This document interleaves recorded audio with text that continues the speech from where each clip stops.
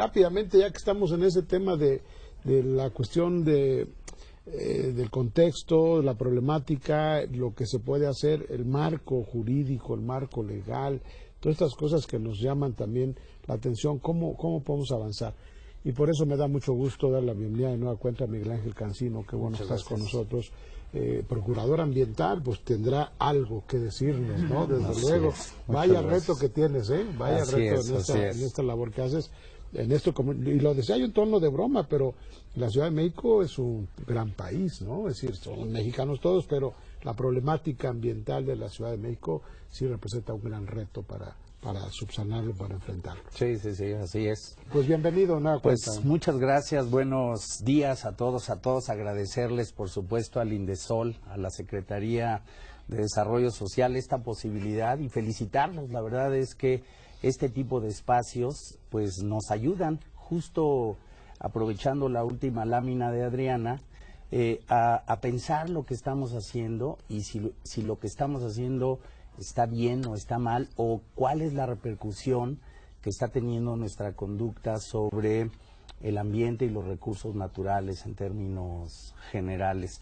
Felicitarlos porque espacios como este pues nos ayudan a tener información, ¿no? La información que hemos recibido aquí es muy importante, nos ayudan a hacer conciencia, como dice el propio programa de las Naciones Unidas sobre el medio ambiente, pero sobre todo nos ayuda a asumir compromisos y creo que ese es uno de los aspectos que vale mucho destacar de espacios como este y creo que es lo que nos va a ayudar a enfrentar muchos de los retos que tenemos frente a los procesos de deterioro ambiental y urbano que se da no solo en la Ciudad de México, sino en el país y yo diría a nivel mundial. Yo quisiera hacer mi comentario y si me permiten también voy a aportarles una presentación para la audiencia que nos está viendo, escuchando y aquellos que puedan revisar este material, este panel en el futuro, con alguna información más de detalle, pero yo quisiera referirme a los retos que tenemos hoy como sociedad para fortalecer la gobernanza para la sustentabilidad. ¿A qué nos estamos refiriendo? ¿Cuáles son los retos que tenemos hoy para repensar, modificar nuestro marco jurídico e institucional? Hoy por hoy es indudable que en los últimos 25, 30 años ha habido cambios muy importantes en ese marco jurídico institucional. Lo que hoy se plantea como gobernanza pues, se ha venido desarrollando de manera realmente muy importante. Estocolmo, por cierto, 1972, es un parteaguas en la creación de normatividad y en la creación de instituciones. Procuraduría como la PAOT en la Ciudad de México, habemos 19 procuradurías, pero procuradurías, secretarías, institutos, etcétera, instancias públicas y privadas dedicadas a temas de la agenda ambiental, pues tienen su origen por allá justamente, en 1972. Yo quisiera destacar cuáles son esos retos, pero empezando por enfatizar, y aprovecho las presentaciones que aquí se han hecho, con un tema que para mí es fundamental. La respuesta que hemos dado desde el punto de vista institucional y del marco jurídico tiene que ver con nuestros hábitos de producción y consumo. Aquí hoy el lema de este año en Naciones Unidas para la conmemoración del Día Mundial del Medio Ambiente, como aquí ya se ha dicho, es sin contaminación por plástico, particularmente viendo lo que está generando ese plástico en los mares y océanos. El año pasado, el propio programa de las Naciones Unidas nos hablaba de mares limpios, de la necesidad de la protección de los océanos, pero hacia atrás nos han planteado otros problemas igualmente graves, como por ejemplo cómo estamos produciendo lo que estamos consumiendo, nuestra alimentación, cuál es el impacto que el llevar hoy una carne roja o carne de puerco o un vegetal a nuestra mesa está implicando respecto del ambiente y de los recursos naturales. Hoy yo diría uno de los temas que tenemos que tener presentes, sobre todo frente a la conmemoración del Día Mundial del Medio Ambiente, pero también frente a los procesos que estamos viviendo en nuestro país, es revisar qué estamos haciendo a partir de esos hábitos de producción y consumo. ¿Cómo nos movemos, por ejemplo? ¿Qué tanto estamos utilizando nuestro vehículo? Y si es necesario usarlo cuando tenemos que utilizarlo. Las políticas públicas son adecuadas en términos de movilidad. En la Ciudad de México tenemos muchos retos en términos de movilidad, en términos de la necesidad de contar con un transporte público mucho más eficiente, por ejemplo, desde el punto de vista energético, o cómo estamos usando el suelo en ciudades o en las áreas aledañas a las ciudades. De repente no vemos nosotros la vinculación entre urbanizar una barranca, urbanizar una zona verde, urbanizar una zona donde hay recarga de acuíferos, respecto de las condiciones que estamos teniendo todos nosotros. Creo, pues, para no dedicarle demasiado a esto, pero sí enfatizar que nuestros hábitos de producción y consumo pues son los que están generando muchos de estos problemas a los que se ha referido Adriana y Juan Manuel, ¿no? Temas de cambio climático, deforestación, pérdida de biodiversidad, manejo de residuos peligrosos y no peligrosos, entre otros fenómenos y circunstancias, pues se van generando a partir de esos modelos de desarrollo, hábitos de producción y consumo. Y cuando hablamos de retos para fortalecer la gobernanza para la sustentabilidad, pues tenemos que ver qué podemos hacer desde el punto de vista de decisiones, no solo de gobierno, sino de todos nosotros, para modificar esos hábitos de producción y consumo. Yo invito a la audiencia a que puedan identificar cuáles son los indicadores respecto de los procesos de deterioro del ambiente y de los recursos naturales. Desafortunadamente, esos procesos van incrementándose. No hemos sido capaces, hasta donde todos quisiéramos, de detener y revertir esos procesos. Hemos avanzado en algunos casos, ¿no? El agotamiento de la capa de ozono, por ejemplo, ha sido una de las políticas exitosas.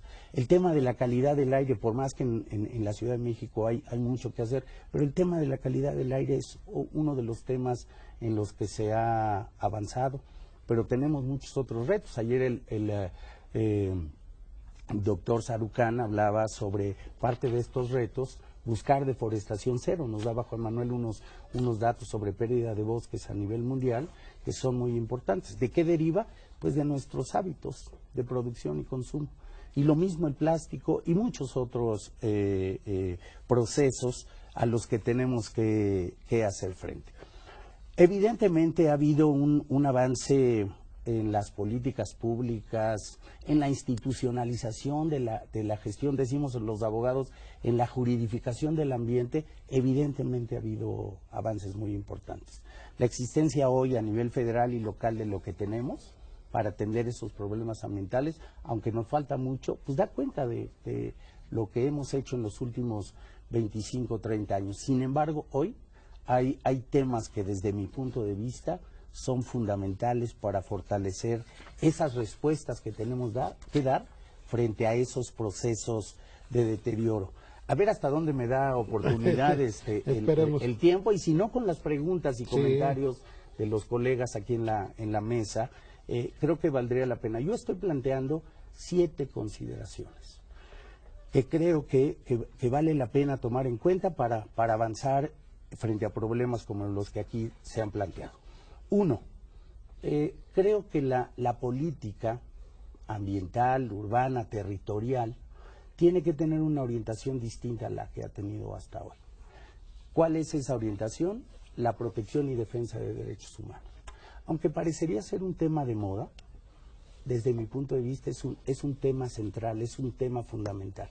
Porque esto nos lleva a pensar o a repensar o a revisar, por ejemplo, ¿Qué tanto la política en materia de cambio climático, o en materia de aprovechamiento de bosques, o en materia de protección de mares, está incidiendo sobre derechos humanos fundamentales para nosotros? El derecho a la vida, el derecho a la salud, el derecho al agua, ¿no? Por ejemplo, ¿qué tanto la política pública en materia de cambio climático contribuye a reducir la vulnerabilidad en nuestra población? O sea, casos como este, creo que, y llevados a una agenda muy amplia, podemos ir revisando qué tanto estamos o no avanzando en el mejoramiento de nuestra calidad de vida. Y ojo, es a todos niveles. Segundo, muy importante para mí, redefinir la función social y ambiental, digo yo, de la propiedad frente a actividades productivas que generan impacto sobre el ambiente, ¿no? Particularmente, por ejemplo, actividades como la minería, el desarrollo del turismo, la infraestructura que desarrolla gobierno, ¿qué tanto está equilibrando el interés público y el interés privado? En la Ciudad de México hoy lo que vemos es una problemática derivada de desarrollos inmobiliarios. Entonces, ¿dónde estamos balanceando o no el interés de un inversionista lícito, de un desarrollo lícito económico, pero con ese otro interés general que debe existir para tener una mejor calidad de vida, un ambiente adecuado y un manejo adecuado y sustentable de nuestros recursos naturales? 3, y este es un tema fundamental, y Adriana creo que también lo trataba, creo que hoy necesitamos juridificar principios básicos para toma de decisiones. Por ejemplo, en nuestra legislación no están incorporados los 17 Objetivos de Desarrollo Sustentable. La Agenda 2030 no está suficientemente juridificada. Conceptos como el principio precautorio, por cierto, no está incorporado.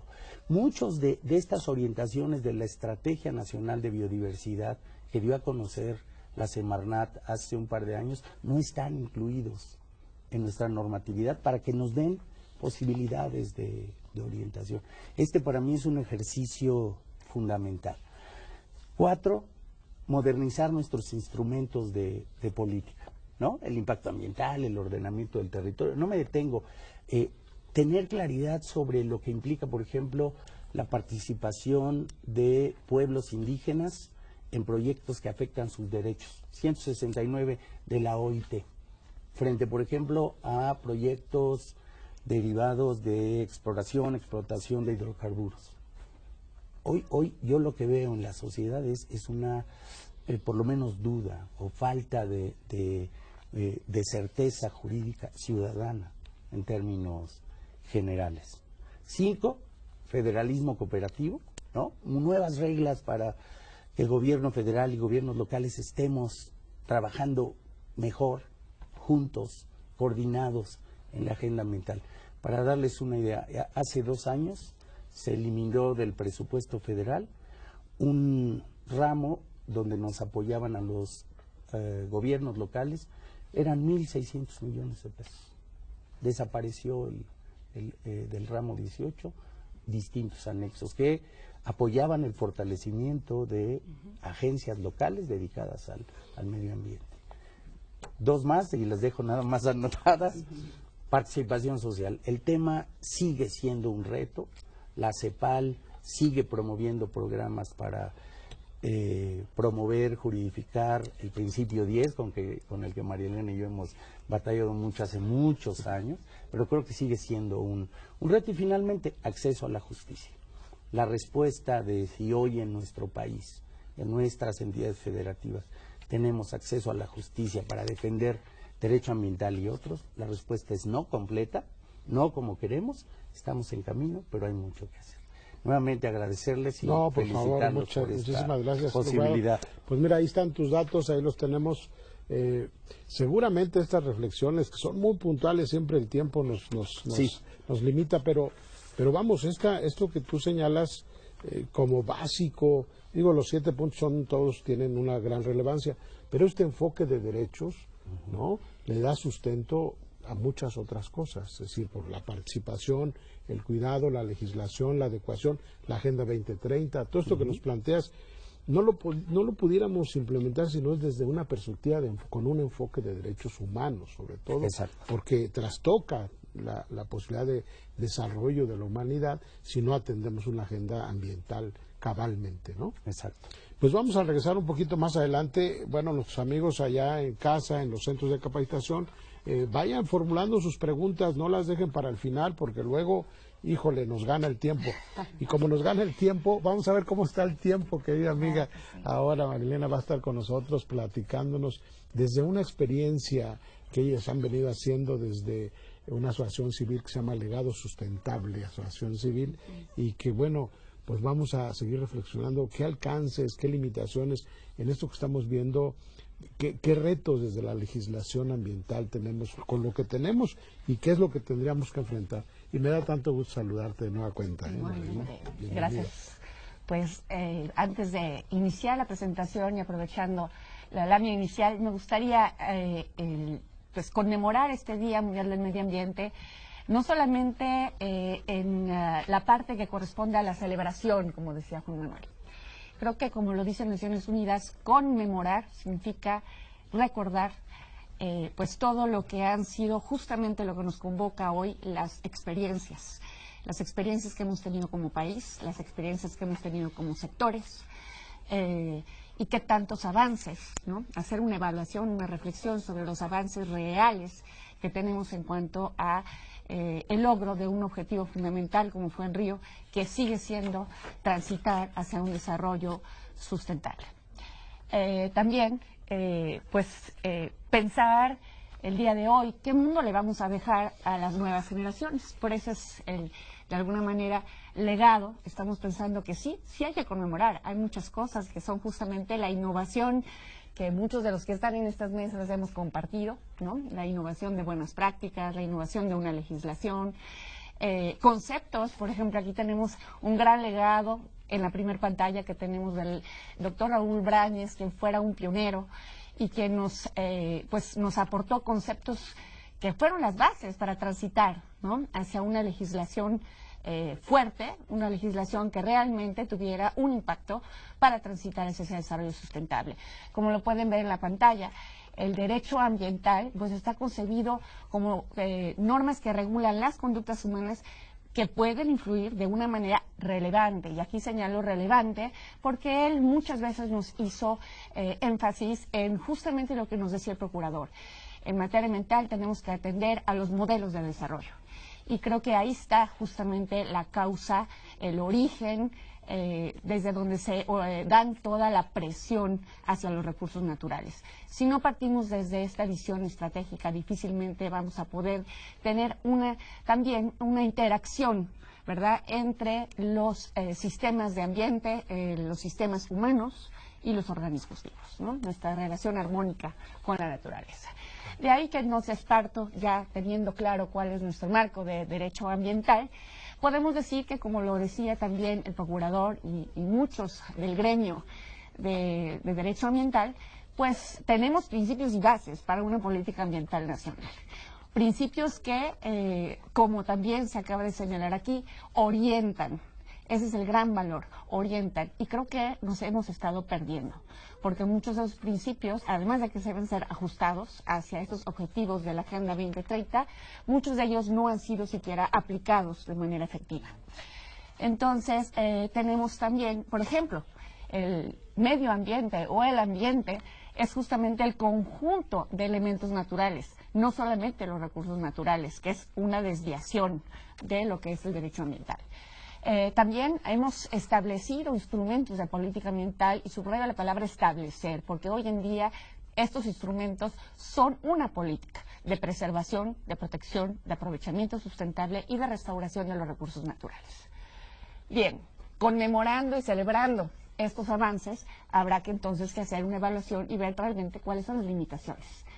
La legislación ambiental aún no ha logrado establecer una política de Estado que oriente de manera eficiente, eficaz y efectiva al país hacia un desarrollo sustentable. Empezando porque no tenemos una ley de planeación que realmente oriente la planeación hacia el desarrollo sustentable y hacia una gestión por resultados, que es lo que nosotros pues nos podría permitir, ¿no?, orientar el desarrollo económico, social, cultural, ambiental, que son el conjunto de derechos humanos, los DESCAP, ¿no?, este acrónimo, que son los derechos económicos, sociales, culturales, ambientales y políticos de la gobernanza, hacia este desarrollo sustentable.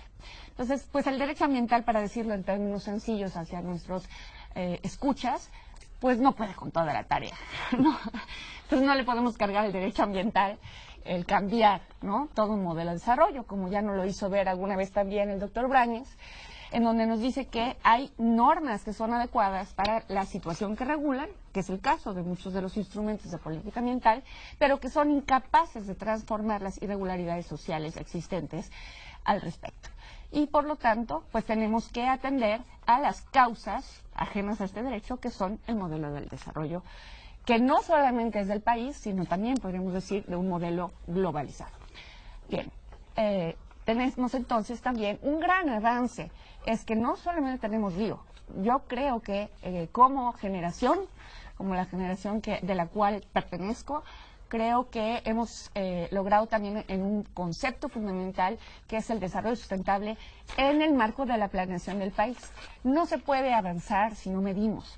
Tenemos que tener un proceso evaluable mediante criterios e indicadores que son de carácter ambiental, económico y social, que mejoran la calidad de vida y la productividad de las personas. A mí me asusta cuando vemos estos días del medio ambiente, donde vemos estas grandes catástrofes ambientales, porque son catástrofes, y hablamos de nuestros hijos, jóvenes de 15, 17 años que están entrando a las carreras y se sienten abrumados, ¿no?, con la tarea. Yo creo que tenemos que dejar un espacio esperanzador, y ese espacio que es el día de hoy es el espacio justamente de este legado. Sí hay soluciones, solamente que se tiene que tener una gobernanza, se tiene que tener principios y el valor de afrontar para los cambios que una revolución como esta merece. Y esta revolución tiene que ver con el adoptar medidas apropiadas. En la innovación hablamos de buenas prácticas o de mejores prácticas. Estas mejores prácticas las tenemos normalizadas. Platicábamos ahorita que tenemos en la Semarnat un gran conjunto de normas oficiales mexicanas y voluntarias que hablan desde edificación sustentable, turismo sustentable, cambio climático, en fin, pero no se aplican. Entonces, ahí tenemos que hacer una reflexión. ¿Por qué no se están aplicando? ¿No?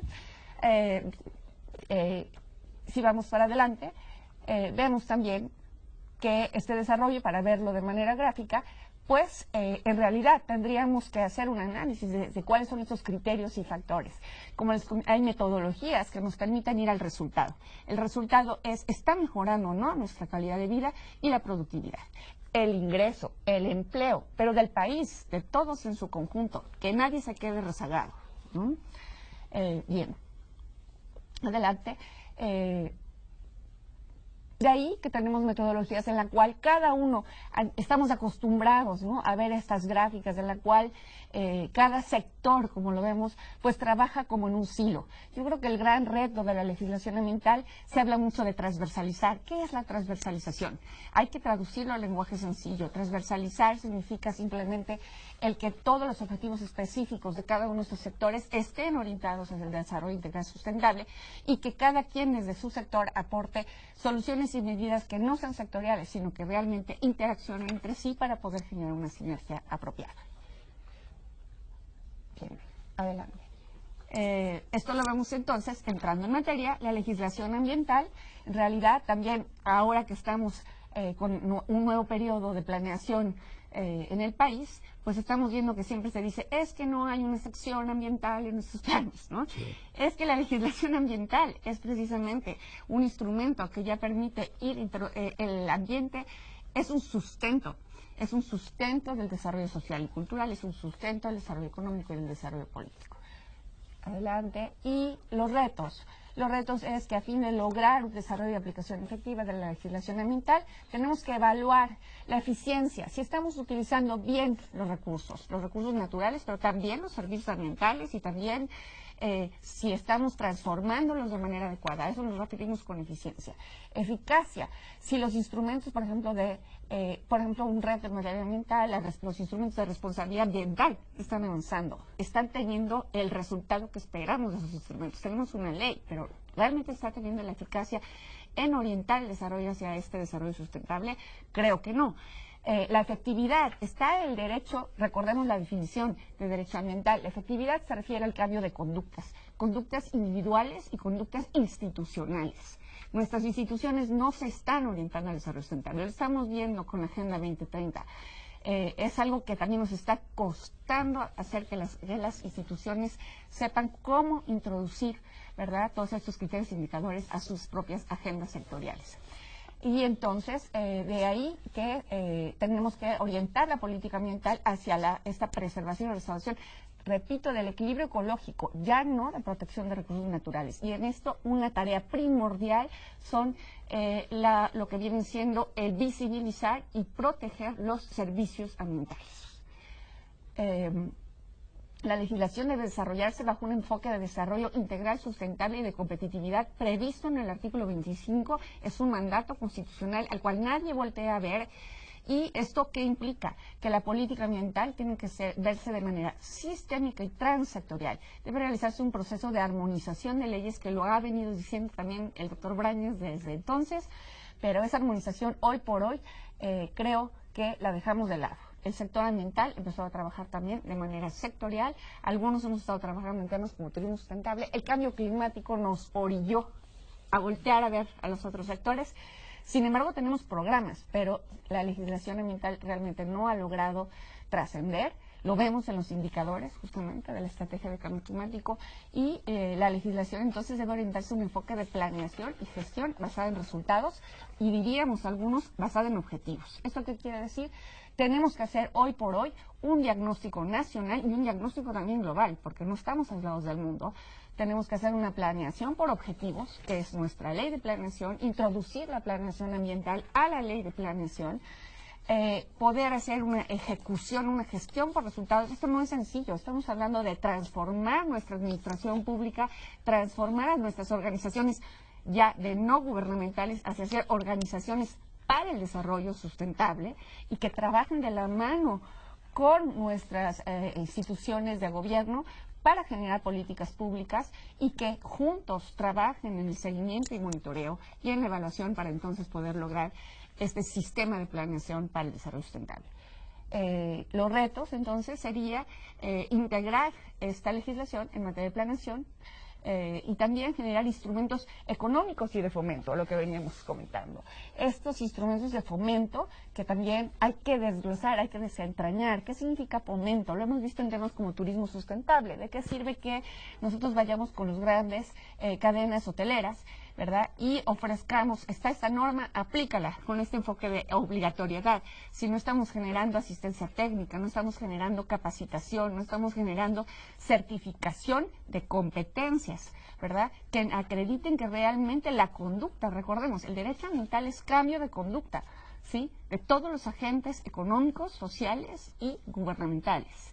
Entonces, ¿cómo estamos incentivando? Y de esa manera, la gestión por resultados o por objetivos nos dará un desarrollo sustentable que se traduzca en una mejor productividad, en una mejor calidad de vida para las personas y las generaciones futuras y, desde luego, preservar el sustento que nos da el contar con un equilibrio ecológico y un ambiente sano. De ahí que, pues qué interesante. Pues mira, eso de que concluiríamos, quién sabe, apenas empezamos, ¿eh?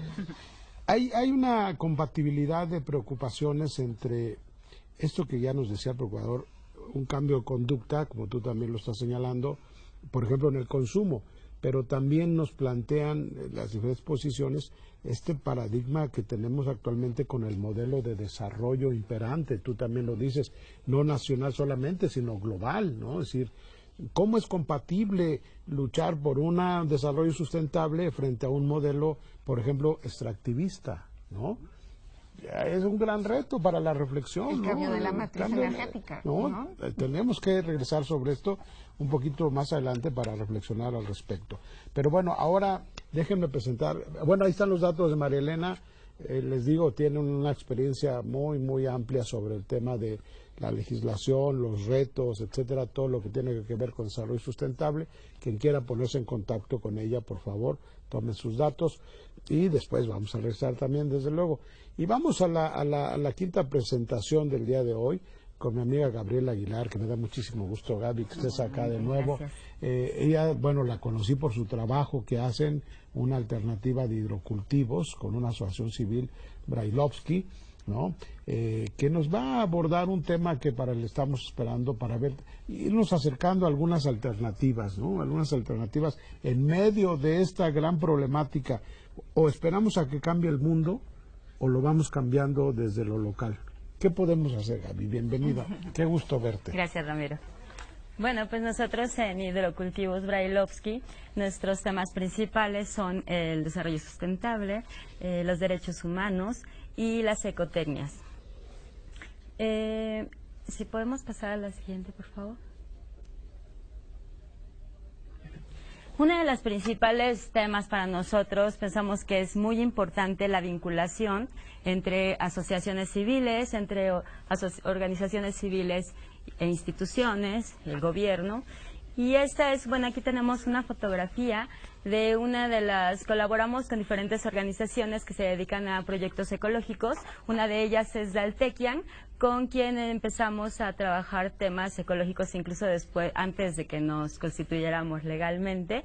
Y estas son las barrancas de Cuernavaca, en donde, pues, las barrancas de Cuernavaca, el clima que tenemos allá en Morelos, es debido a todas estas barrancas, que hay más de 70 barrancas y barranquillas, y están completamente contaminadas. Entonces, uno de los proyectos que tuvimos fue